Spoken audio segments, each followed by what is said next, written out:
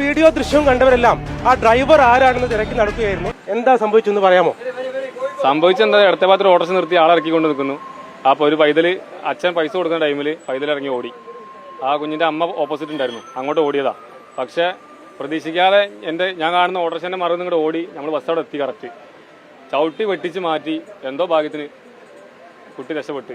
നിങ്ങൾ ആ ഓട്ടോന്റെ തൊട്ടടുത്തുനിന്നാ കണ്ടതല്ലേ? ഓട്ടോറിക്ഷന്റെ മറന്ന് ഇങ്ങനെ കയറുന്ന കണ്ടേ, അങ്ങനെ കണ്ടേ. പിന്നെ എന്താ, എനിക്കൊന്നും കാണാൻ, ഞാൻ ചവിട്ടി വലത്തോട്ട് പരമാവധി വെട്ടിച്ച് ചവിട്ടി നിർത്തി. പക്ഷെ കുഞ്ഞ് തട്ടിയിട്ടില്ല, നൂലിൽ രക്ഷപ്പെട്ട്. അതിന്റെ ഷോക്കിലായിരുന്നോ? ഷോക്കിലായിരുന്നു. അന്ന് ഇറങ്ങി പോയതാ. പിന്നെ എന്നാ കയറിയ വണ്ടിയിൽ എനിക്കുണ്ട് അതേപോലെ 2 ചെറിയ കുഞ്ഞുങ്ങളെ. അപ്പോൾ ആ ടെൻഷനിൽ ഞാൻ ആകെ ഷോക്കായി പോയി. അതിനുശേഷം വണ്ടി എടുത്തില്ല. ഇന്നാ എടുക്കുന്നത്. ആ കുടുംബമായിട്ട് സംസാരിക്കാൻ പറ്റി പിന്നീട്? അത് മലയാളീസ് അല്ല, ബംഗാളികളാണ്. അപ്പോൾ അങ്ങനെ ഞാൻ അത്ര എന്താ പറയുക, വീഡിയോ ഒന്ന് കിട്ടിയിട്ടുണ്ട്. വെള്ളിയാഴ്ച സംഭവിച്ചാൽ. പക്ഷെ എന്നാണ് ഗ്രൂപ്പിലൊക്കെ ഇട്ടേ വീഡിയോ. ഞാൻ പുറത്ത് വിടാനായിരുന്നു. അതേക്കുറിച്ച് രക്ഷിതാക്കൾ ശ്രദ്ധിക്കണം കുഞ്ഞുങ്ങളെ. അതിനുവേണ്ടി ഒന്ന് ഇട്ട ഗ്രൂപ്പിൽ.